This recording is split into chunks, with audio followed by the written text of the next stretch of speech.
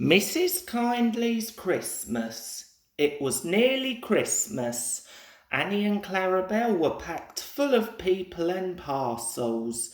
Thomas was having very hard work. Come on, he puffed. We're feeling so full, grumbled the coaches. Thomas looked at the hill ahead.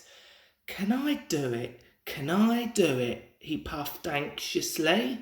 Suddenly he saw a handkerchief waving from a cottage window. He felt better at once. Yes, I can. Yes, I can, he puffed bravely.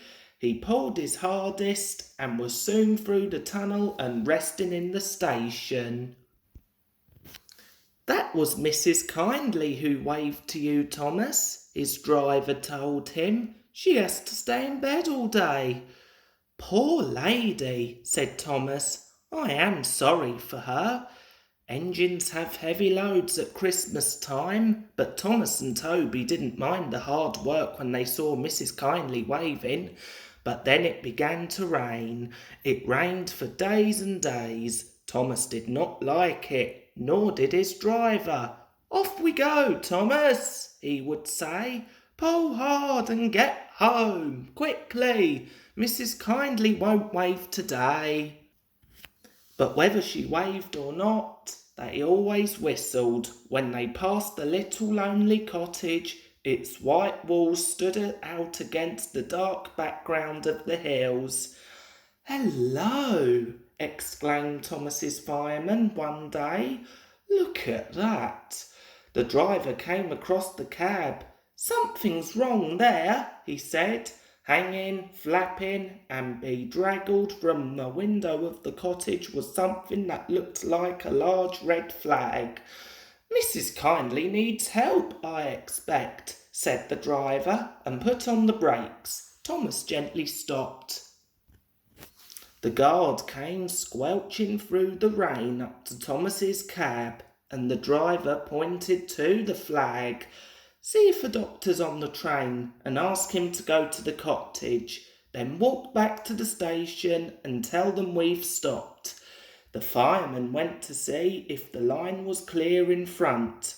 2 passengers left the train and climbed to the cottage. Then the fireman returned. We'll back down to the station, said the driver, so that Thomas can get a good start. We shan't get up the hill, the fireman answered. Come and see what's happened. They walked along the line round the bend. Jiminy Christmas! Exclaimed the driver. Go back to the train. I'm going to the cottage. He found the doctor with Mrs. Kyndley. Silly of me to faint, she said. You saw the red dressing gown? You're all safe? Asked Mrs. Kyndley. Yes, smiled the driver. I've come to thank you. There was a landslide in the cut-in window and stopped us. She saved our lives. God bless you, ma'am, said the driver, and tiptoed from the room. They cleared the line by Christmas Day, and the sun shone as a special train puffed up from the junction. First came Toby, then Thomas with Annie and Clarabelle, and last of all, but very pleased at being allowed to come, was Henrietta. The Fat Controller was there, and lots of other people who wanted to say thank you to Mrs. Kyndley.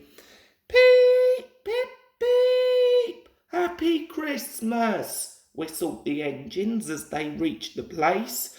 The people got out and climbed to the cottage. Thomas and Toby wished they could go too. Mrs. Kyndley's husband met them at the door. The Fat Controller, Thomas's driver, fireman and guard went upstairs, while the others stood in the sunshine below the window. The driver gave her a new dressing gown to replace the one spoilt by the rain. The guard brought her some grapes, and the fireman gave her some woolly slippers, and promised to bring some coal as a present from Thomas next time they passed. Mrs. Kyndley was very pleased with her presents. You are very good to me, she said. "The passengers and I," said the Fat Controller, "hope you will accept these tickets for the South Coast, Mrs. Kyndley, and get really well in the sunshine. We cannot thank you enough for preventing that accident. I hope we have not tired you. Goodbye and a happy Christmas." Then, going quietly downstairs, they joined the group outside the window and sang some carols before returning to the train. Mrs. Kyndley is now at Bournemouth, getting better every day, and Thomas and Toby are looking forward to the time when they can welcome her home.